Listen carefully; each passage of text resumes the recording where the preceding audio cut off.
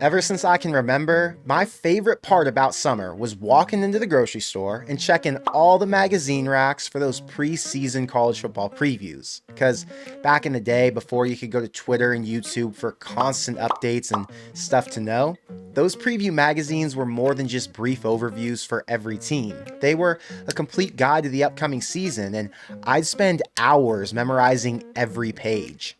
Today, we get all that info year round, but I still get butterflies in early July when I see the magazines pop up in stores. And while I've pretty much abandoned most brands, there's one that I've been reading religiously for almost 15 years now, and that's Phil Steele. His preview mags are as thick as some of my yearbooks, and not only does he give you a thorough breakdown of every team with stats that go back 10 years, he also gives in-depth analysis and rankings for individual players, position groups, and yearly trends to give you as much info as you can possibly consume 2 months before kickoff. But today, I'm running through my favorite preview magazine to see what Phil Steele's thoughts are on Nebraska and Matt Rhule's first season as head coach. What's up, guys? I'm Connor Hayden, and this is Corn Crazed. If you're a fan of Nebraska or the Big Ten, hit the subscribe button below so you don't miss any of the content I have coming to get you ready for week 1. And if you still read the preview magazines like I do, hit the like button now because the internet's really trying to kill them off. But now, let's get into it. Thompson lines up, goes deep, got a man, touchdown! Part of what makes this magazine so good are the sources for the information.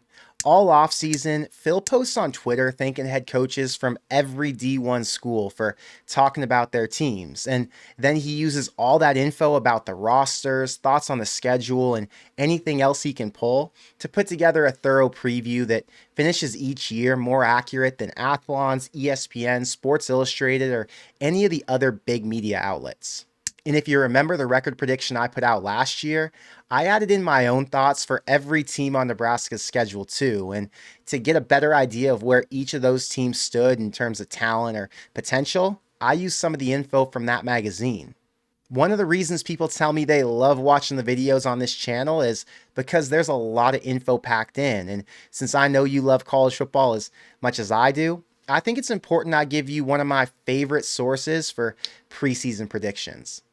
Today, I'm just going over the sections that are relevant to Nebraska. So returning production, top draft eligible players, individual unit rankings, and most improved teams. But if you want to get into the weeds, you'll find the stock market indicator showing which teams are trending up and down, close win and close loss data, turnover analytics, and a bunch of other stuff that's honestly overkill for the average fan, but pretty interesting if you really love the sport.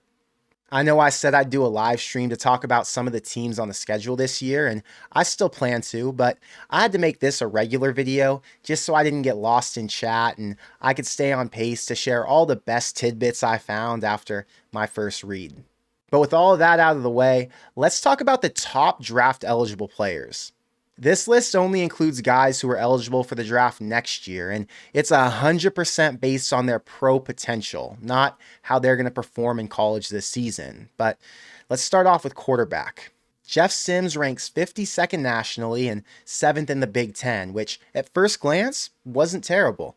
He's in front of Brennan Armstrong at NC State, Tanner Mordecai at Wisconsin, and Will Howard at Kansas State. But oddly enough, an Indiana QB who's thrown a total of 38 passes ranks 14 spots higher. Based on what we saw with Anthony Richardson and the value NFL scouts put on athletic QBs, I'd be surprised if he isn't a top 5 Big Ten QB prospect by the end of this year, if this offense helps him to limit turnovers and find more success in the short game. At running back, Anthony Grant ranks 54th nationally, right behind Alabama's number 2. It's not really a surprise though, since he wasn't that productive down the stretch, even though he did have some good moments against Northwestern and North Dakota. But being 8th in the Big Ten is pretty respectable, with 5 of the top 10 in the entire country coming from Wisconsin, Michigan, Ohio State, and Maryland. The question we all have is, will his value go up, or is Gabe Ervin coming for his carries? Marcus Washington ranks 42nd at receiver in front of Isaiah Williams from Illinois, Dorian Singer from USC, and Chris Ottman-Bell from Minnesota, who've all had way more productive careers up to this point. I'm hoping that's a sign that Nebraska's receiver room has even more potential than I originally thought, since there's a chance he's not even a top 2 option in this offense with Billy Kemp, Xavier Betts, and IGC all fighting for bigger roles. As it stands, he's definitely the number 2 behind Kemp, but the receivers in that room are hungry, and we've seen them all make big plays. Arik Gilbert ranks 30th nationally at tight end, but that's strictly off potential and not what he's going to do this year. I'm not even sure if he'll get a waiver, and who knows if he'll stay in college another year or just go pro as a free agent at this point. I'm not giving any prediction. I'm just saying that's a possibility for a guy who's been at 3 schools in the last 4 years and might just want a chance to get into the league. The highest ranked pro prospect on this list is Ben Scott at center, who comes in at 11th nationally and 3rd in the Big Ten, right behind the starters from Wisconsin and Michigan. There were only 6 centers taken in this last draft, so he'd need to have a really strong year to get picked, but seeing the best pro prospect on the offense plays on the line is pretty encouraging. And that brings us to tackle, where Turner Corcoran's ranked 25th nationally and 6th in the Big Ten, right behind the preseason 3rd team All Big Ten left tackle from Iowa. I'm not trying to disrespect Turner, but I'm not even sure he's locked a starting spot in yet, at least not at tackle, because Prohaska and Benhart are both battling for starting positions with him, so my guess is the pro prospect expectation is just based off experience since he's played so much over these past 3 years. On defense, MJ Sherman ranks 32nd and 4th in the Big Ten at outside linebacker. And based on what we saw in the spring game, that's justified. He'll be the top pass rusher for Tony White, and he could potentially leave after this year since he'll finally get a chance to play a bigger role, just like Trey Palmer did after he transferred in from LSU. And last, at inside backer, Luke Reimer ranks 45th nationally and 14th in the Big Ten. I don't know how much his size and athleticism is hurting his draft stock, but as a college linebacker, I think it's hard to keep him out of the top 10 in the conference. Nebraska has a pretty good recent history with linebackers in the NFL, and Luke's done enough to convince me that he's going to at the very least make a team next year, even if it's only as a free agent.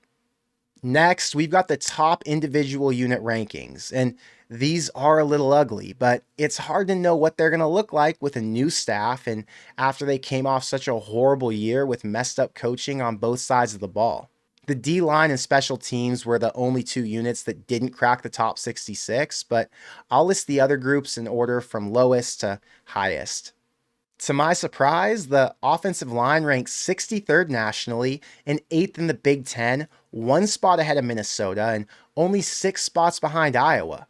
I know those 2 usually have a really good line, so thank God they finally have a little bit of rebuild work to do.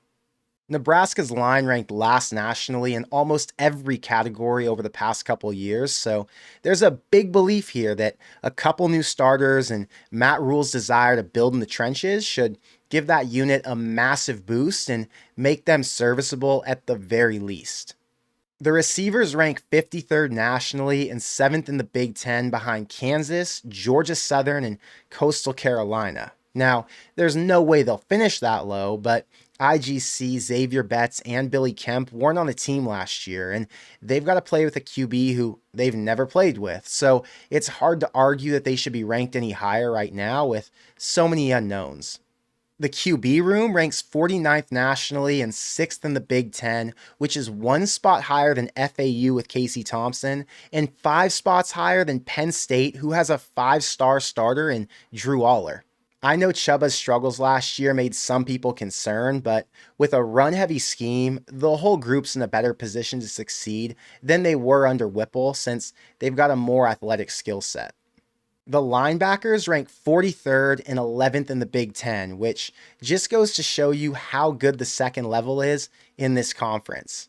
John Bullock and Luke Reimer were both walk-ons. Nick Henrich is coming off injury, and Ernest Hausman, who was one of the brightest spots on the entire team, left. So in a year where Tony White has to build, I think they're given a fair amount of respect. The running back room ranks 40th nationally and 7th in the Big Ten, just behind Maryland and Minnesota. Penn State, Wisconsin, Michigan, and Ohio State take up 4 of the top 5 spots nationally. So there's some work to do with that unit if Rhule wants to be a really good run team in the Big Ten. But with 3 guys who've started multiple games in the rotation and a fullback like Bonner or Lindenmeyer to lead the way, they're going to be able to stack some yards and control clock.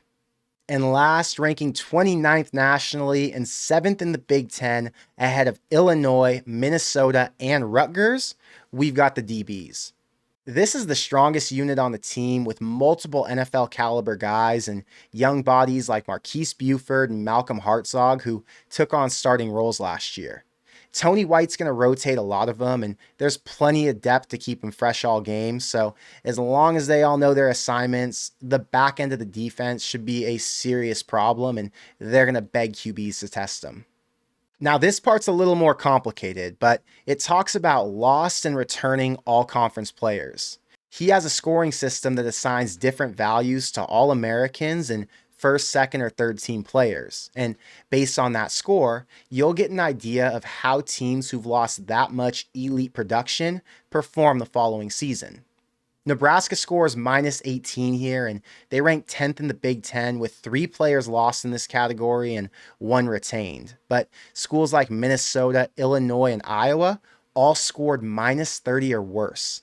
The data says if you score between minus 26 and minus 47, you have an 80% chance of regression the following year, meaning Iowa, Minnesota, and Illinois are more likely to have 6 or 7 win seasons at best. But these previous numbers might be deceiving with the portal because even though Minnesota lost some really good players, they brought in multiple all Big Ten caliber starters and very well could be an 8-win team if everything clicks. LSU, Florida State, and Kansas scored in the top 1% nationally in returning all-conference production. So if you want to bet on a team to be as good or better than they were last year, those 3 are looking like good candidates. One more thing we've got to look at before I get to his overview of Nebraska is the most improved teams list. Last year, he had 17 teams on that list, and not a single one was coming off a winning season. Some of those that made the list were USC, Washington, Tulane, Florida State, and even TCU. And we know how much improvement we saw out of those 5 alone. Here's the crazy stat I read. In the last 2 years, 85% of the teams that made this list following a losing season made a bowl that next year. He didn't put him at the top, but Nebraska still made the cut and came in at 15 out of 16. So if you feel good about an 85% hit rate, you can bet on finally getting back to a bowl game. And last, we've got the season forecast. As you'll see, there's a ton of info here about position groups, projected depth chart, and what their experience is, last year's schedule with stats, and the last 10 years of betting history. But I'm just going to sum it all up and give you a shortened opinion. He ranks Nebraska 5th in the West, only ahead of Northwestern and Purdue, and considers Matt Rhule an A-plus hire with potential to have a career-best first season since Baylor and Temple were both a mess, and Nebraska returns 15 starters. He doesn't have a single player listed as first or second team All-Big Ten, but Bryce Benhart and Quentin Newsome both made the third team, and Gabe Ervin, Billy Kemp, and Brian Buschini all made the fourth. And I'm going to have to guess he had a good talk with Matt Rhule about Bryce Benhart to slide him up there in front of Mason Richmond from Iowa.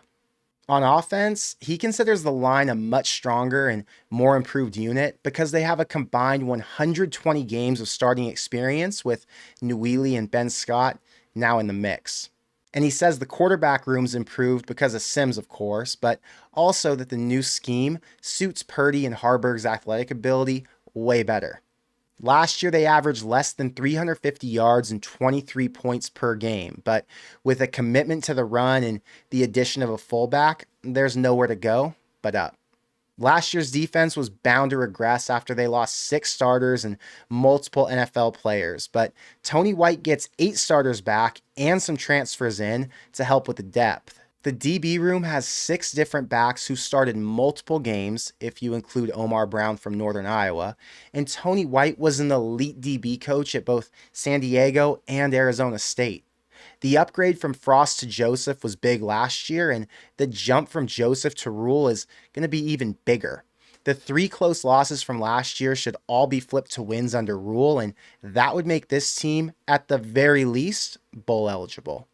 Of course, that's Phil Steele's take, not mine, but I respect his opinion because of how accurate his predictions have been for so many years now.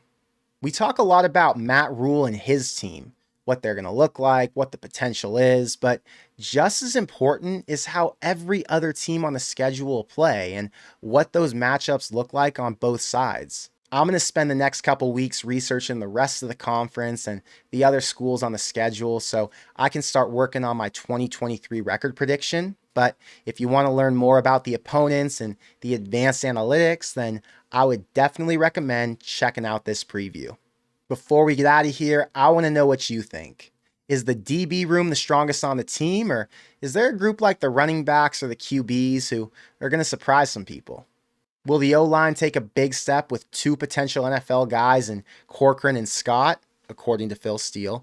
Or is there somebody else on the line that's not getting the respect they deserve?